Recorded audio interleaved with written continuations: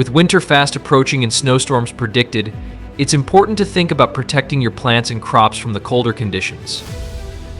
Imagine waking up on a frigid morning only to discover your greenhouse has turned into a frozen wasteland. The power's been out for hours, and without heat, your crop's months of hard work are now lifeless. It's heartbreaking, isn't it? So how can we shield our crops from winter's harsh grip without relying on electricity? Well, let's take a leaf from the Amish playbook, a community known for working with nature, not against it. Their time-tested methods are not just practical but brilliant in their simplicity. The first thing to consider is harnessing the most reliable and ancient heat source we have, the sun. The Amish have mastered the art of positioning their greenhouses to maximize exposure to sunlight. By orienting greenhouses to face the southern sky, they take full advantage of the sun's rays during the day.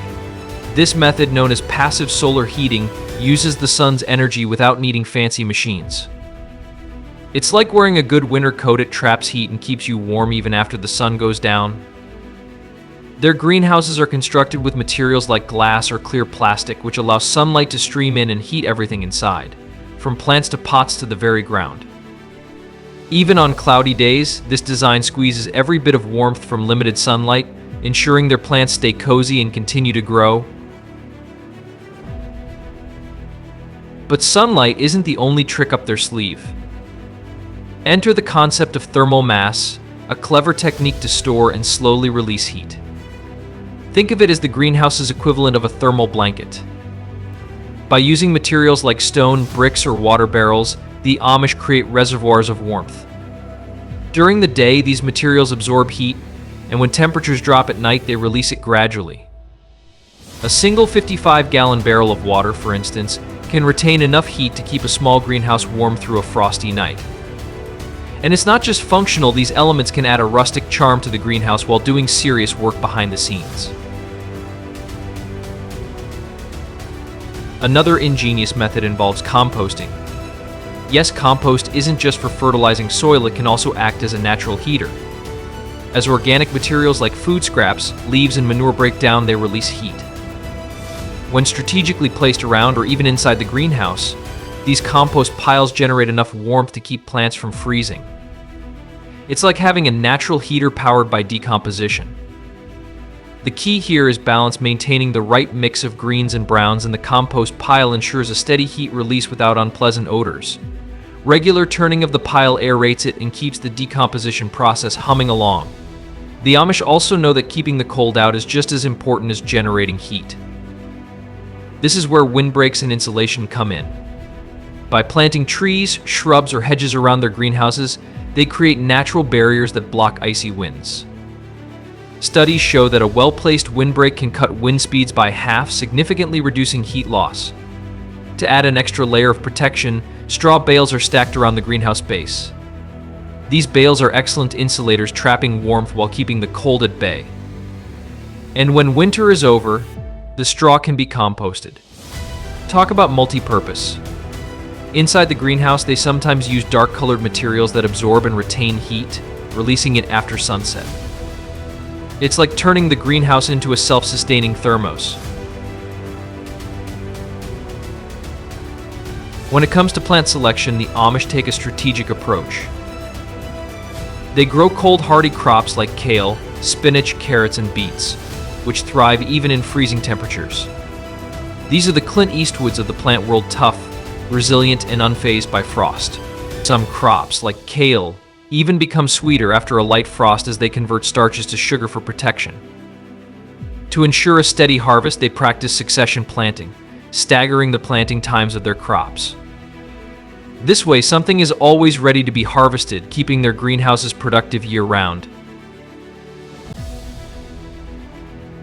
Another fascinating technique they use is combining cold frames and hot beds.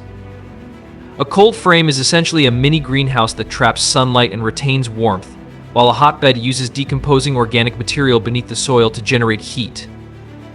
By placing a cold frame on top of a hot bed, they create a double-layered heating system that maximizes efficiency. This setup is perfect for starting seeds early in the season or extending the growing season into winter. Building a cold frame requires just a few materials, some wood for the frame, and a clear cover made of glass or plastic. Positioning it to catch maximum sunlight ensures the best results. Another aspect of the Amish approach that stands out is their use of natural materials and simple techniques to enhance the greenhouse environment further. For example, they often rely on manual labor rather than machinery to prepare and maintain their greenhouses. This hands-on approach allows them to remain deeply connected to their crops, ensuring every detail is accounted for. It also reduces the need for energy-intensive equipment, staying true to their principles of sustainability and self-reliance. The Amish also incorporate crop rotation and companion planting within their greenhouses. Crop rotation involves changing the location of crops each growing season to prevent soil depletion and reduce the risk of pests and diseases. Companion planting pairs certain plants together to enhance growth and deter pests naturally. For instance, growing basil near tomatoes can improve tomato growth while repelling harmful insects. These age-old techniques contribute to a healthier, more productive greenhouse without relying on synthetic fertilizers or pesticides. They also emphasize the importance of building a community around their farming practices. Knowledge sharing among Amish farmers ensures that these techniques are passed down and continuously improved. This sense of community and shared wisdom is something anyone can adopt. Joining local gardening groups or online forums can provide valuable insights and support for your own gardening journey. And let's not forget the role of seasonal preparation. The Amish meticulously plan for winter, stockpiling resources like straw, composting materials, and seeds well in advance. This proactive approach means they're never caught off guard when temperatures drop. And their foresight in preserving and storing food also ensures that they're not just surviving the winter but thriving through it. The integration of these techniques is a testament to the Amish's ingenuity and respect for nature.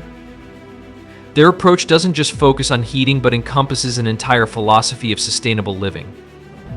Even the construction of their greenhouses is designed with longevity and resourcefulness in mind. Using durable, natural materials like wood and glass, they build structures that withstand the test of time with minimal maintenance. It's a stark contrast to today's disposable culture and a reminder of the value of thoughtful craftsmanship. These methods also align beautifully with modern environmental goals. By reducing reliance on electricity and synthetic inputs, the Amish demonstrate how traditional practices can complement contemporary sustainability efforts. Their example challenges us to rethink our own habits, encouraging a more mindful and harmonious relationship with the environment. Imagine applying even a fraction of these principles in your own gardening or farming efforts. The impact, both on your wallet and the planet, could be profound.